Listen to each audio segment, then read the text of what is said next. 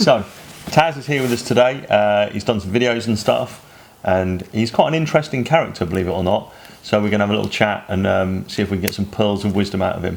So Taz, you're just here for a couple of days doing a tour, mainly sorting out Boardshop and stuff. Where are you off to next? Well, after this, I'm still in England for a couple of days till Saturday.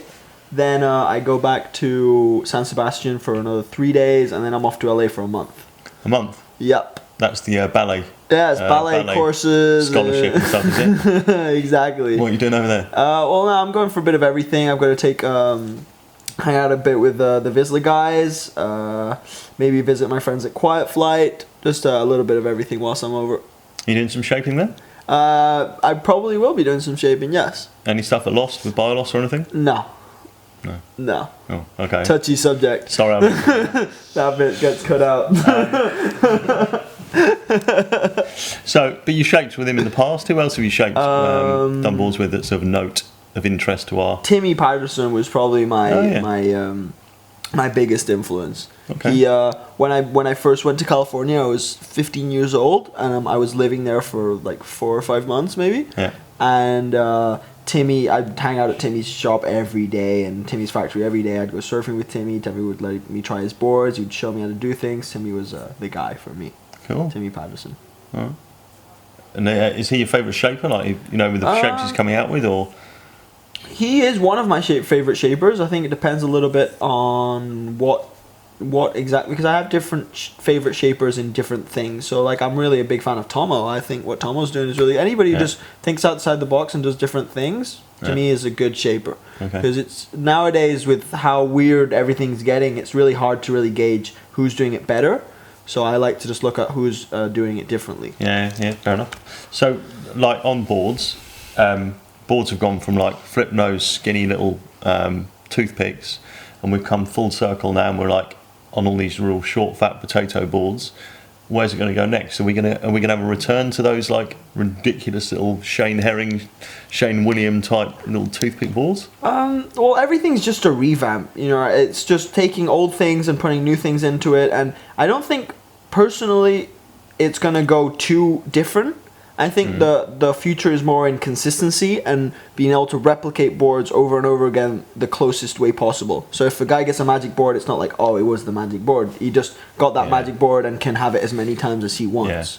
Yeah. And what about construction? Because obviously, you know, Firewire are pushing the envelope pretty hard with all their TimberTech stuff and LFT. Bioloss is doing all his cork stuff.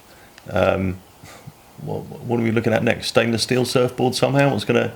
Well, I definitely think I don't know if what Firewire is doing is the future, but it's definitely, I think, one of the best steps in the right direction. Yeah.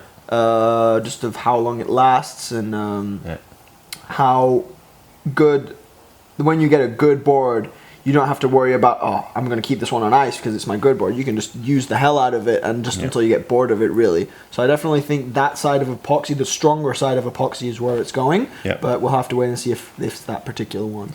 So their epoxy, you know, epoxy, we get asked more and more about epoxy boards because people perceive that they're stronger, so they're going to be more durable, last longer, and obviously they're generally a bit lighter.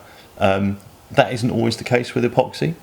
But the Firewire, that kind of whatever combination of epoxy and stuff they use, that is durable, and they're just bulletproof, those boards. They're amazing. But have you come across, you know, improvements in epoxy or the blanks, or how?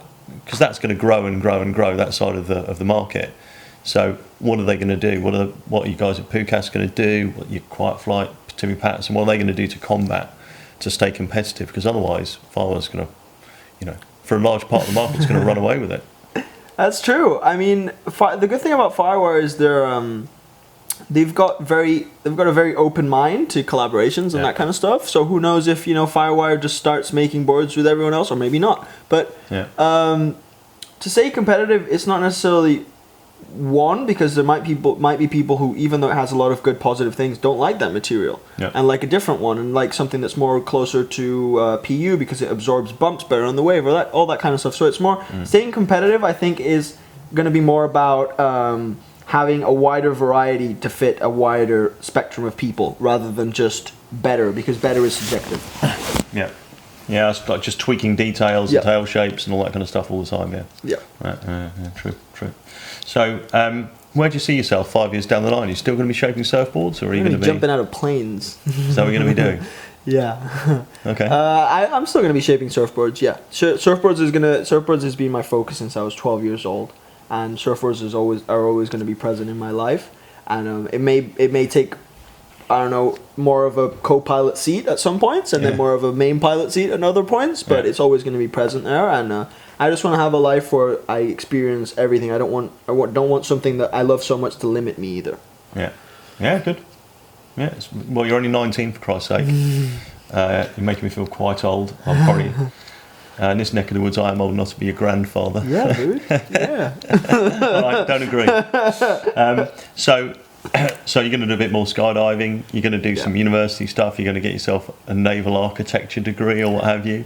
Exactly. And does that mean leaving Spain and leaving San Sebastian, going to live in the States, or where are you going to end up? Who knows? I don't like deciding it until I've got to. So maybe, I mean, I love skydiving. I want to get into base jumping, and all that kind of side of it excites me. And not just that, just anything that's new. Like Stefan does motocross. You know, anything that you can do that you haven't done before, I definitely want to try once. And and I want to study. I want to get better at other things that maybe might bring in and help me in surfboards. I mean, surfboards itself, you can get inspired from architecture. You can get inspired from the shape of industrial design coffee mug. Anything can help you with surfboards, or it could just help you in life generally. I don't think it's cool when you sit down and talk to somebody they only know a lot on one subject. Leonardo da Vinci knew endless things about anatomy, architecture, art, all those kind of things, and he was somebody who went down as a really influential human. Yeah. Not just a guy who knew how to paint. Right, Taz da Vinci. No, it's a brilliant outlook, and it's refreshing to hear from someone who's 19, because there's a lot of obviously influence of computer games and all that bad stuff, and kids aren't surfing like they should do, and doing sport and stuff. So it's good that you're out there and probably can be an inspiration to other youngsters to get on and achieve and do it. I would love that. I love you, Taz. I love you too, Ian. So the setup down in Spain then at the Alatu factory, obviously they do a lot of boards. They do a fantastic job. They got CI, they've got Lost, they got the whole Pucas range, and within Pucas there's there's Agote, there's Axel, Laurence, and you guys all get on okay. You're all you're all friends. Do you see much of each other? Do you surf together? Do you hang out together? Do you discuss design ideas together? Well, it goes through moments. So I'll take that as no, shall we? No, it goes through moments. I mean, I wouldn't say we get along bad. We all get along. We all respect each other's work. Everybody's good in a different field of surfboards and other things. Who's the best? Ask them. Well, Axel said it was him. Oh, I'll go with it. Yeah, Axel's the best. Axel's the best out of the team. All right, Taz, don't worry, almost done, mate. And then no worries, then you can I'm get good. off to your wherever it is you're going. So it's been great to meet you, and it's been great. Really appreciate you coming over and doing the boards and everything, the videos. Thank you. I'm afraid we can't pay you quite as much as Apple paid you for that little iPad thing. It's okay. But we'll do our best. Made up for it in fun. Good luck in the future, and no doubt our paths will cross again. And when you are a global superstar, just remember we've got all those videos of you in the studio. So don't forget us. Thank you. Thanks a lot, for Taz. having me.